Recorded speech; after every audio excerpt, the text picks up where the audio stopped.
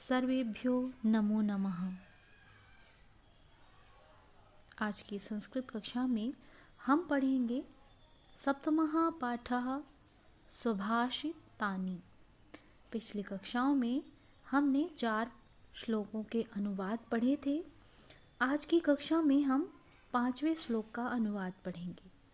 श्लोक है निंदन्तु नीति निपुणाः यदि वा स्तुवन्तु लक्ष्मीः समाविशतु गच्छतु वा यथेष्टम् अद्यैव वा मरणास्तु युगान्तरे वा न्यायात् पथः प्रविचलन्ति पदं न धीराः।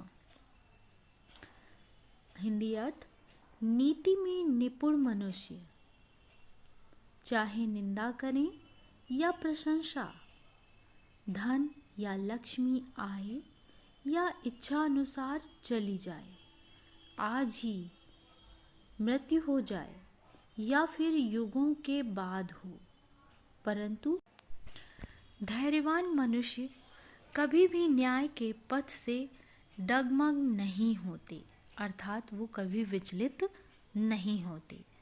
इस श्लोक के माध्यम से आपको संदेश दिया गया है कि कितनी भी कठिन परिस्थिति क्यों ना आ जाए, धीरवान पुरुष, धैर्यवान व्यक्ति कभी भी अपने न्याय के रास्ते से विचलित नहीं होता है। चाहे उसकी कोई बहुत अधिक प्रशंसा करे या उसके पास बहुत सारा धन आ जाए, आज हो या युगों युगों तक हो, वह कभी भी अपने सही रास्ते से, सही मार्ग से कदम नहीं हटाता है। येषां न विद्या न तपो न दानं ज्ञानं न शीलं न गुणो न धर्मः ते मृत्युलोके भुवि भारभूता मनुष्य रूपेण मृगाश चरन्ति। येषां अर्थात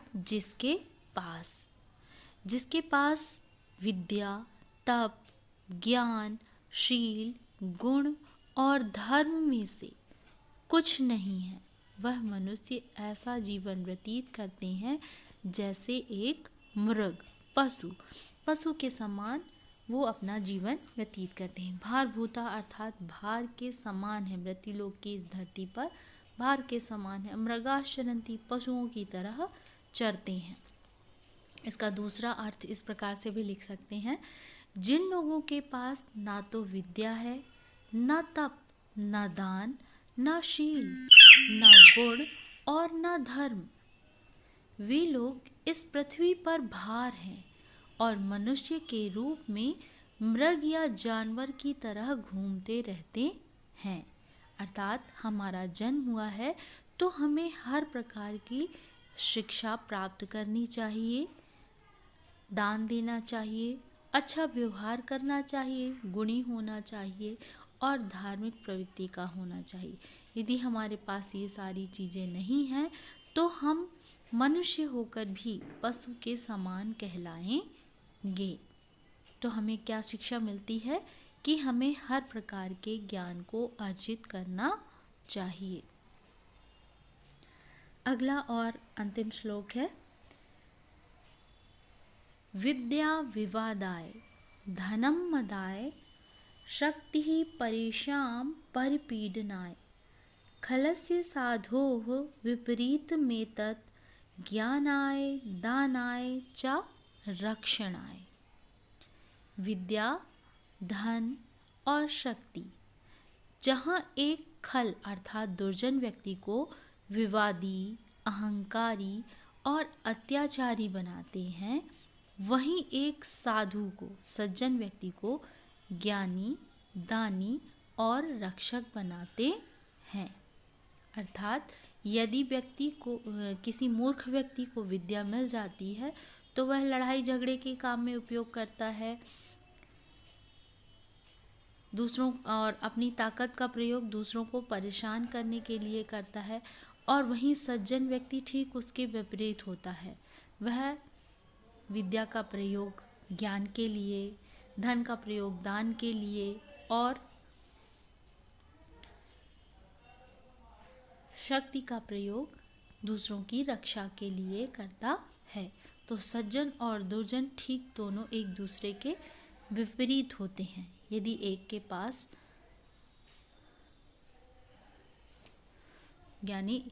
ज्ञानी व्यक्ति के पास ज्ञान आ जाता है, धन आ जाता है, तो वह उसका प्रयोग अच्छे कार्यों में करता है, अपनी शक्ति का प्रयोग अच्छे कार्यों में करता है। लेकिन दुर्जन व्यक्ति ठीक उसके विपरीत ही कार्य करता है। वह ज्ञान का प्रयोग विवाद के लिए, धन का प्रयोग मदाय ऐश्वर्य के लिए और शक्ति का प्रयोग दूसरों को परेशान करने के लिए करता है। तो इस प्रकार से मैंने सप्तमहापाठ्य का जो आपका अनुवाद है वह समझा दिया है और लिखकर भी बता दिया है। तो आप इसका जो अनुवाद है वह अपनी कॉपी में लिख लें।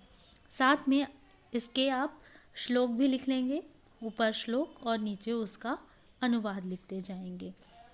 अगली कक्षा में आपको अभ्यास कार्य समझाया जाएगा। धन्यवाद।